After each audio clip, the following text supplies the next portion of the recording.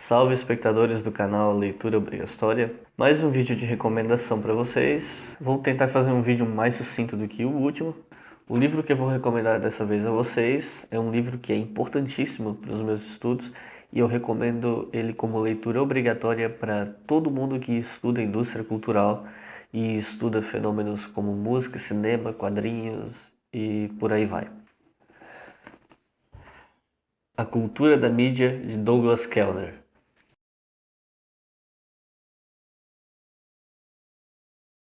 Douglas Kellner é um filósofo, atualmente, se eu não estou enganado, é professor da Universidade da Califórnia e é especialista em indústria cultural, fenômenos e estudos culturais, né?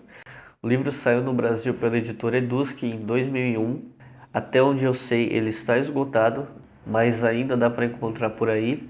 E se você encontrar, você estará adquirindo um ótimo livro.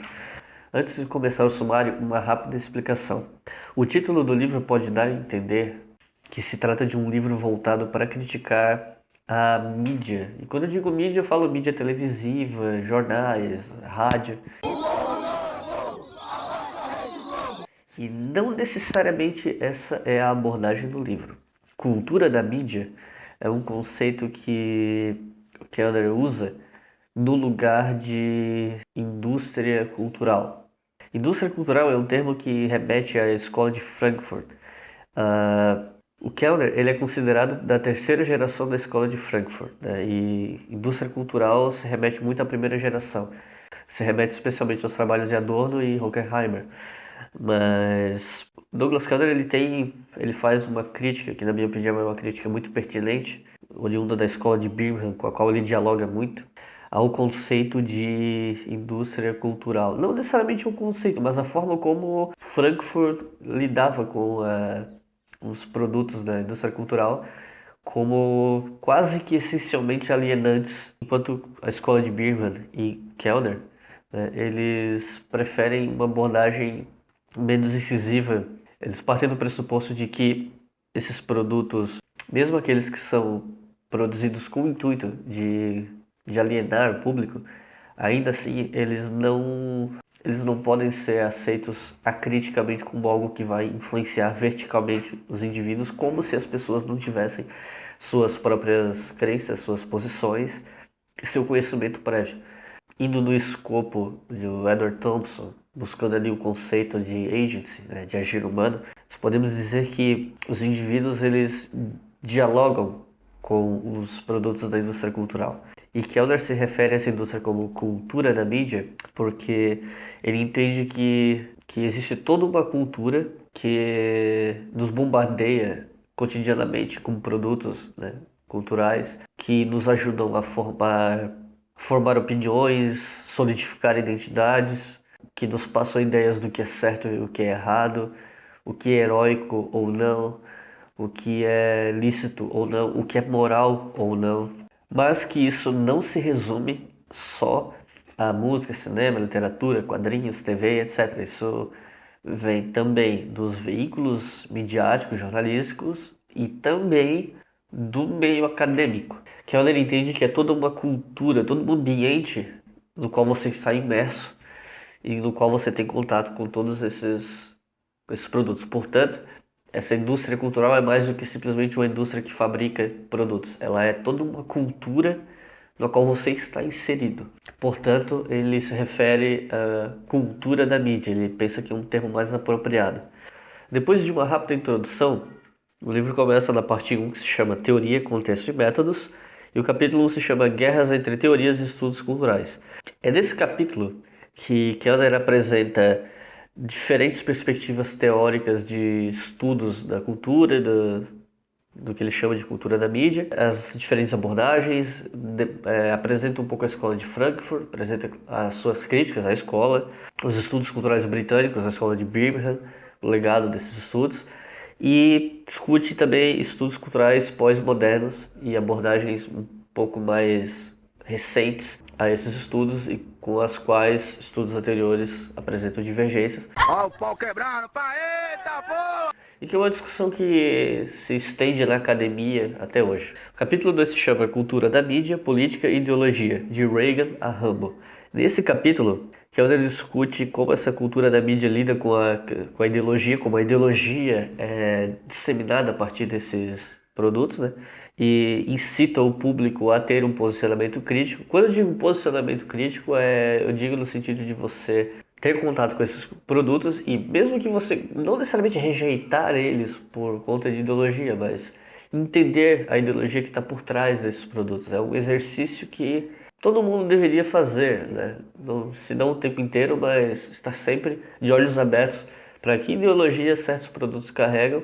E mesmo que você goste desse entretenimento, saber separar as coisas, né? Não se deixar levar por uma doutrinação, independente do espectro político no qual ela se insere. Esse livro foi escrito na primeira metade da década de 1990, escrito nos Estados Unidos, e as principais críticas estão ao governo Reagan, ao governo Bush e o militarismo do período, né? A crítica à Guerra do Golfo, por exemplo. Então, existe, claro, um espectro ideológico que o autor escolhe atacar, mas as proposições que ele faz do ponto de vista teórico e do posicionamento crítico são aplicáveis por qualquer espectro ideológico a qualquer tipo de produto. Portanto, independente do posicionamento do leitor, as discussões desse livro são pertinentes.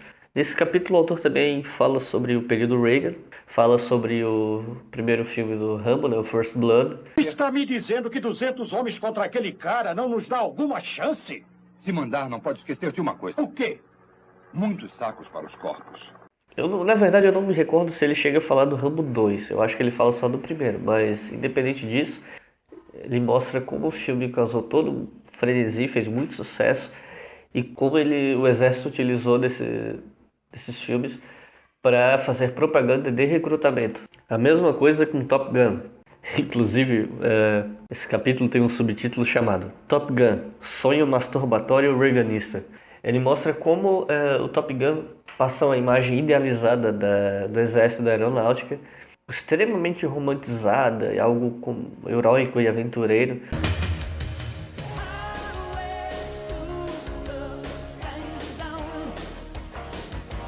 De modo a causar simpatia pelo serviço militar, algo que os Estados Unidos faz há muito tempo, né?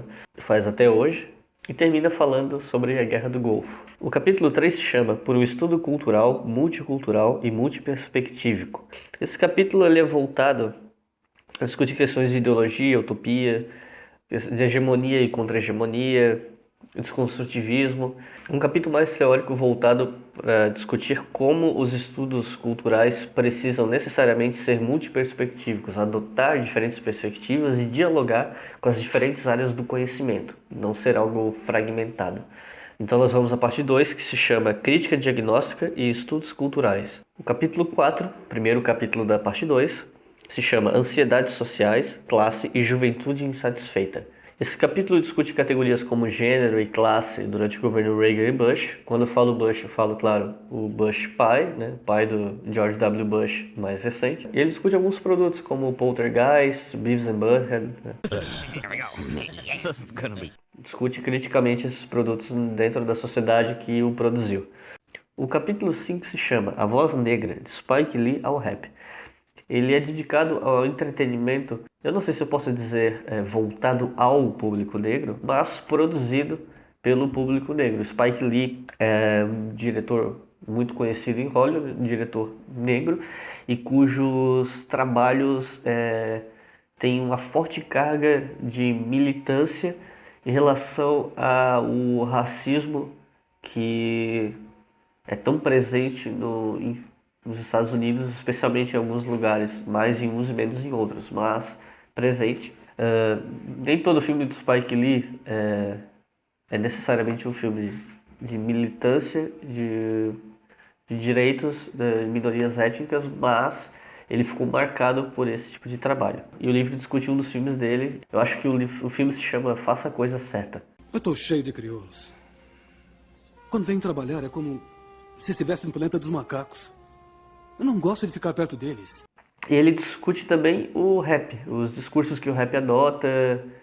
Ele faz inclusive uma defesa ao rap, até mesmo o rap que é considerado apologeta à violência e tal. Ele Ele mostra como esse rap é produto de uma sociedade violenta, né? Não é simplesmente um instrumento de apologia.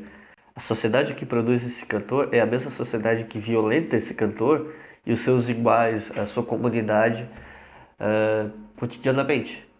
Então, é muito mais complexo do que simplesmente falar numa relação vertical de apologia e de influência. O capítulo 6 se chama A Guerra do Golfo, uma leitura, produção, texto, recepção. Basicamente ele fala mais aprofundadamente sobre a Guerra do Golfo e uma das partes mais interessantes desse capítulo é de como ele mostra como a mídia dos Estados Unidos fez um lobby gigantesco em prol da Guerra do Golfo, assim como fez para a Guerra do Iraque anos depois. Fala sobre a publicidade na mídia, sobre campanha de desinformação, acho que podemos dizer mentiras propagadas, inventadas para incitar a população a apoiar a guerra, e faz algumas reflexões a respeito disso. Acho que o capítulo mais importante para discutir o papel da mídia, né? Mídia, quando eu falo, mídia jornalística. Por fim, a partir daí se chama Mídia, Cultura, Identidade e Política. Capítulo 7, primeiro capítulo dessa parte, se chama Televisão, Propaganda e Construção de Identidade Pós-Moderna. E aí ele discute a questão da identidade para a teoria pós-moderna, como a publicidade se utiliza de certas imagens e como situar a teoria pós-moderna em relação a isso. Capítulo 8, Madonna, Moda e Imagem. Fala sobre a Madonna como fenômeno dos anos 80, discute o fenômeno da Madonna entre o moderno e o pós-moderno e discute a questão de moda e identidade a partir do fenômeno Madonna. O último capítulo eu não li, eu vou passar só os subtítulos para vocês, que acredito que será útil. Ele se chama Como mapear o presente a partir do futuro, de Baudrillard ao Cyberpunk. Os subtítulos são De Baudrillard ao Cyberpunk, O Neuromancer e a Visão de Baudrillard, Mapear o Futuro, Iluminar o Presente e Literatura, Teoria Social e Política. Depois, conclusão, bibliografia, etc. Como vocês podem ver, sim, eu passo o marca-texto dos livros.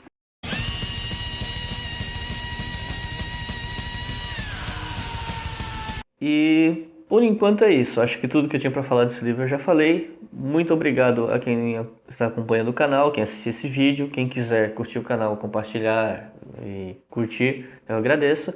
E até a próxima. Então é isso, pessoal.